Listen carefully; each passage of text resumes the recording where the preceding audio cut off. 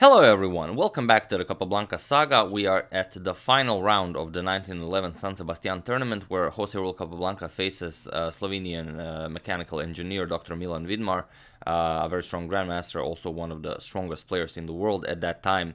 Not only at that time, he is considered to be in the top 10 somewhere between 1910 and 1930. But before we get to the game, I do have a couple of short announcements. For those of you who have enjoyed Best of Aganmator's funny moments created by Les Messias, you'll be very happy to know that he has created a video part 2, so if you want, in the description below it will be a link to the video that is on his channel, so feel free to check it out. He put a lot of work into it, so feel free to enjoy it. And also, I would like to mention, yesterday while watching a movie with Yelena, I challenged Team YouTube to a game of chess. As you can see, I was very impressed how much time they are spending on Twitter helping people, with their YouTube problems. And I told them, since you're so active lately, 1 e4. And they replied. They said e5, as you can see. I said 2 f4. I decided to go for the King's Gambit. And, well, the game continued. But we only played maybe 10 or so moves, I believe 9. But we're still deciding on which move they played on the 9th move. But we'll get back to that after we show you the game. Quite an interesting moment. And also, I did prepare something for you here. Like I said, this is the final round. Last game we've seen is Capablanca against Akiba Rubinstein, where Capablanca lost the game. But one thing you didn't know is that for the last 4 games of this tournament, which is the 1911 tournament of San Sebastian, Capablanca had a fever. So he already started complaining about it during his game with Rudolph Spielmann.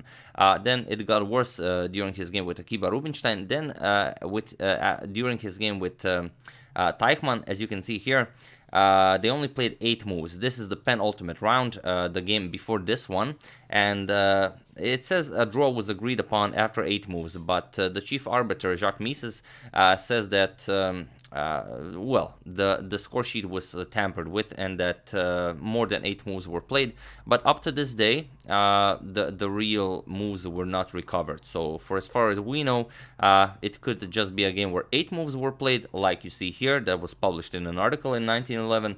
But also, I will put a link to this article also in the description. It's an article by Edward Winter, but also it could be like the greatest game ever played that ended in a draw, and we will never know.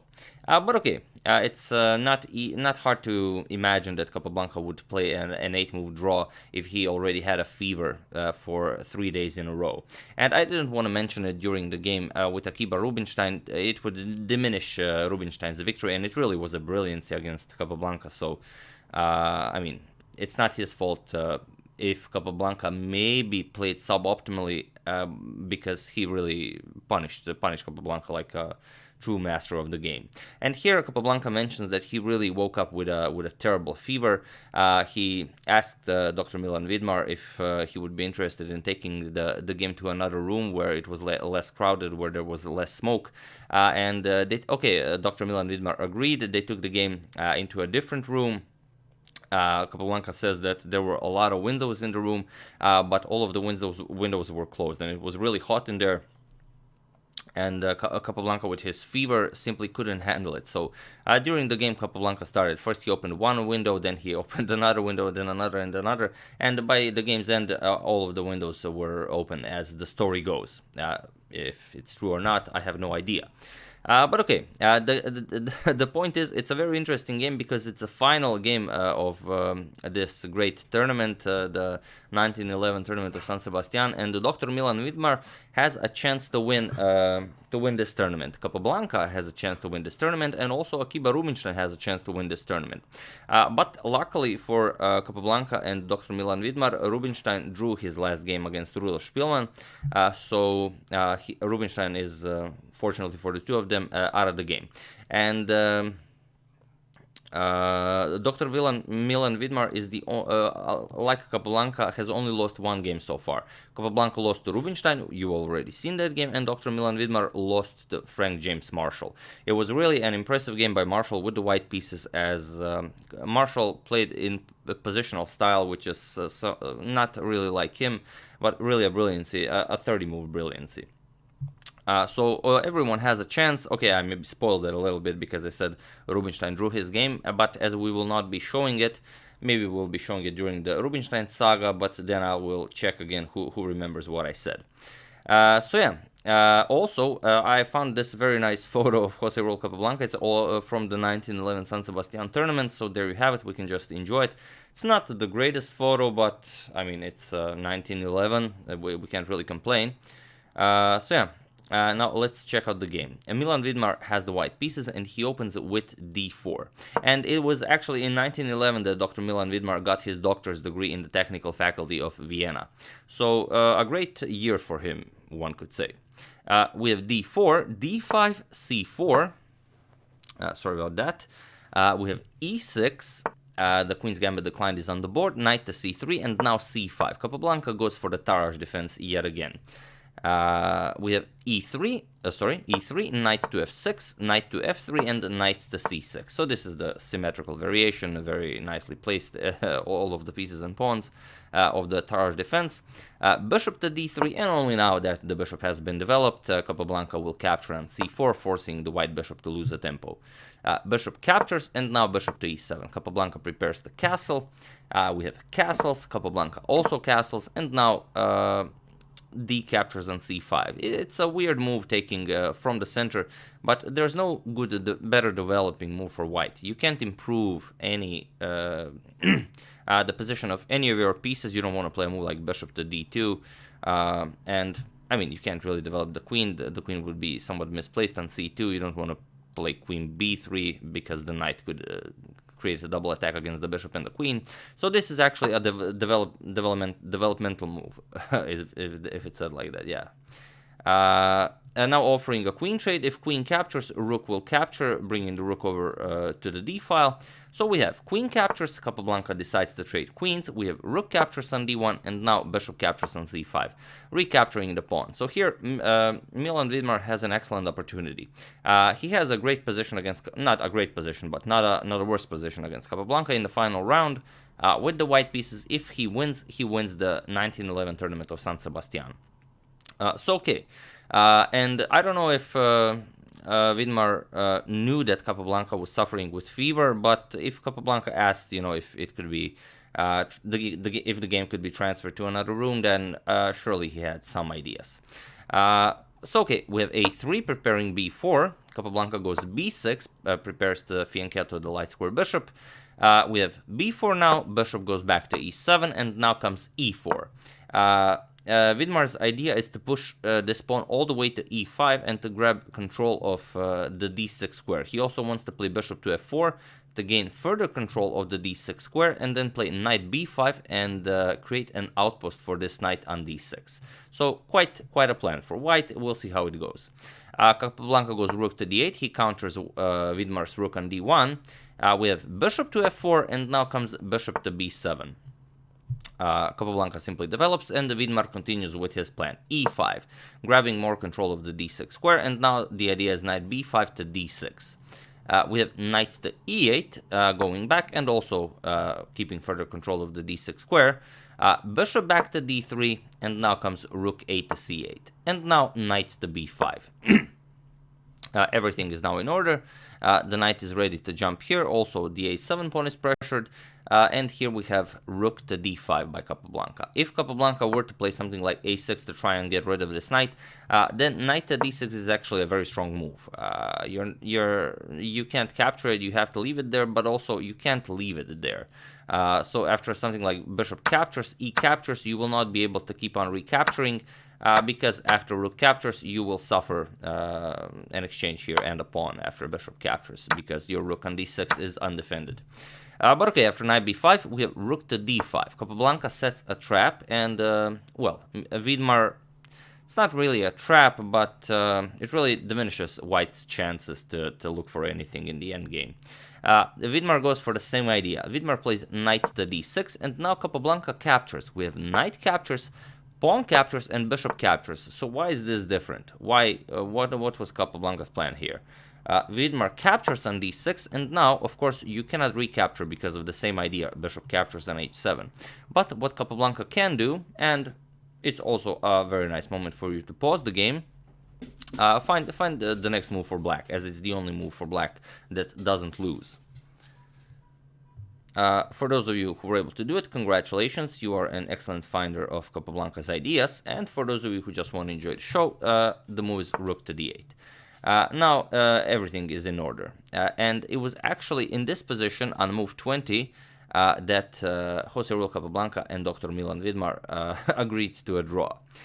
Seems a bit funny because Vidmar needs a win against Capablanca to get first place in this tournament, but also if he doesn't agree to a draw here, we would probably see the following. Either bishop to c7, getting the bishop out of the way, attacking the rook. Now comes the bishop rook here, and now white is down a pawn, so white has to give up either this bishop or this bishop, and white would have to grab a pawn eventually to even material. Let's say bishop captures, now we get rook captures on d3, rook captures, and now this bishop would move here, as the pawn on a7 is guarded by the knight, and we would reach this position where the material is equal. We have bishops of opposite color, and well, black is a bit more active, so you're not really gonna find any chances against Capablanca in an endgame like this. Or another possibility after rook to d8 would be something like grabbing on h7 immediately, like bishop captures, and then after king captures, rook captures here. Pawn captures, and after bishop to f4, now again the material is equal, but now black has a very strong passed d pawn which he can push, and well, you're not going to be getting that much chances against Capablanca in this position either. So here Dr. Milan Vidmar had a very unique choice. Will he draw against Capablanca in this position, either equally or slightly worse, or will he pursue this game and try to push for something more than a draw, because he knows Capablanca has a fever. So, you know, even though Capablanca is such a great endgame player and everything, perhaps he could, you know, be a sneaky player and try to turn this around. But he doesn't. He agrees for a draw here, and this means that by this draw, I do have the final standings of the 1911 San Sebastian tournament here. Jose Raul Capablanca wins the tournament with 9.5 out of 14. And that's with 6 wins, 1 loss, that the one against Akiba Rubinstein that we've seen, and 7 draws. And also, we have Dr. Milan Vidmar, after drawing this game with Capablanca, he ties with Akiba Rubinstein with 9 out of 14, with 5 wins, 1 loss, that one against Frank James Marshall, and 8 draws. And the only player that went undefeated in this tournament and has defeated the winner of the tournament is Akiba Rubinstein, the Polish prodigy, Polish grandmaster, with 4 wins, 0 losses, but 10 draws. So if anything, well, okay, now that we know Capablanca, you know, was suffering with fever for the last 4 games, we can bring a little sympathy into it, but that does not diminish Rubinstein's achievement in this tournament. But yeah, Dr. Milan Vidmar decided to draw this, not to push for anything, and you know, at least tie for second and third place with Akiba Rubinstein and grab some of that first to third place money.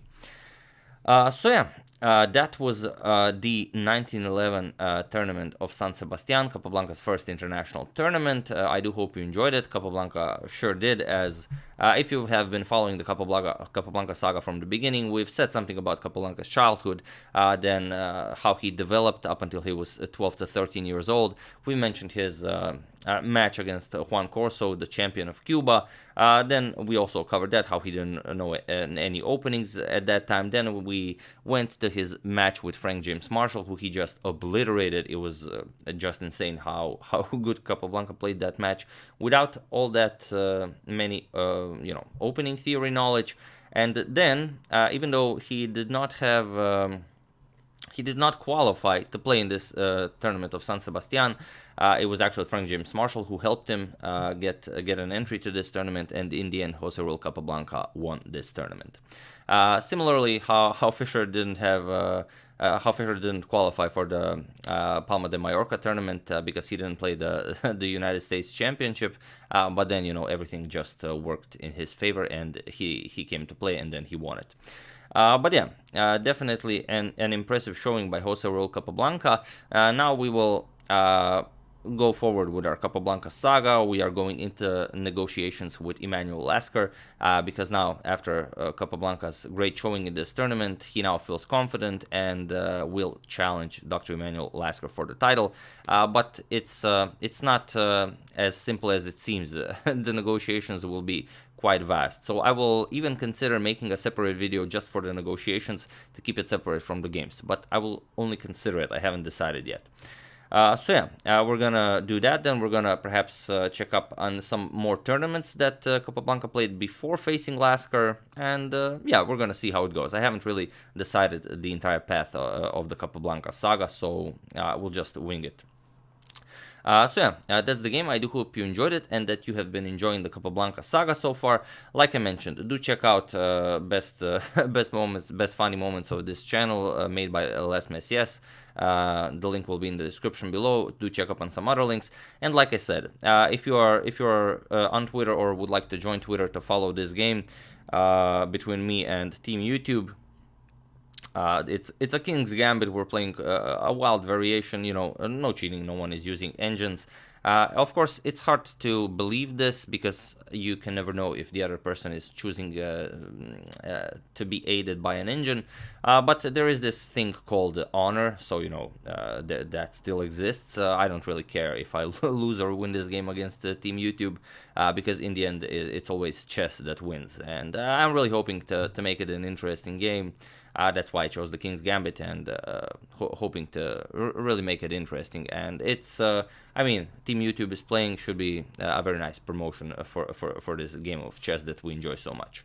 So yeah, if you would like to join in, I will put a link to my original tweet in the description below. Feel free to retweet it so more people will follow this match, and you know, you can also help out in promoting chess. But don't post any engine lines, don't post any. You can post like move suggestions or comment on the game, but don't use an engine. It will just ruin the fun for everyone. So yeah, like I said, that's the game. I do hope you enjoyed it. I would like to thank Tyler Davies, Dieter Petrek, Paul Staples, Joachim Dr. Redel, and Marcio Tondin for a contribution to my channel. Thank you a lot, I really appreciate it. As usual, you can check 2 of my previous videos here. Thank you all for watching, and I will see you soon, hopefully with some more interesting content. Maybe even with a Twitter Immortal game, but we'll see how it goes. Thank you all, and have an excellent rest of your day.